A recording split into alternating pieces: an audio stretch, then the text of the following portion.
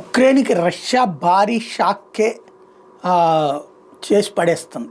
యుద్ధం అనేటటువంటిది ముగియల. ట్రంప్ చెప్పినా పట్టించుకోవట్లేదు రష్యా, ఉక్రెయిన్ వాళ్ళ దాడులు. తాజాగా అమెరికా అధ్యక్షుడు చెప్పినట్టుగా అమెరికాలో ఆయుధాలు అత్యధికంగా బైడెన్ టైంలోనే తీసుకెళ్ళి ఉక్రెయిన్‌కి ఇచ్చాడట. అంటే అమెరికాకి సంబంధించినటువంటి అతిపెద్దదైనటువంటి ఆయుధ సామాగ్రి ఉక్రెయిన్‌కి ఇవ్వబడింది. అవన్నీ వేస్ట్ అయిపోయినాయి. అంత దెబ్బతీసింది రష్యా. రష్యాను దెబ్బతింది.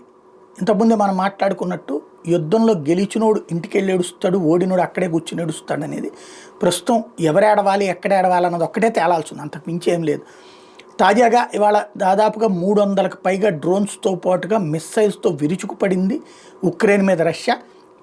విపరీతమైనటువంటి అటాక్స్, అనేక ప్రాంతాలలో పెద్ద ఎత్తున సైరన్లు వినిపించినాయి. పబ్లిక్ని అర్జెంటుగా బంకర్లలోకి పంపించారు. అట్ ద సేమ్ టైం అక్కడ ఉన్నట్టు పలు భవనాలు ధ్వంసమైన, పలు ఆస్తులు ధ్వంసమైన, చివరికి పోలాండ్కి సంబంధించినటువంటి రాయబార కార్యాలయం, ఏదైతే ఉక్రెయిన్ రాజధానిలో ఉండేటటువంటి రాయబార కార్యాలయం కూడా పాక్షికంగా డ్యామేజ్ అయింది.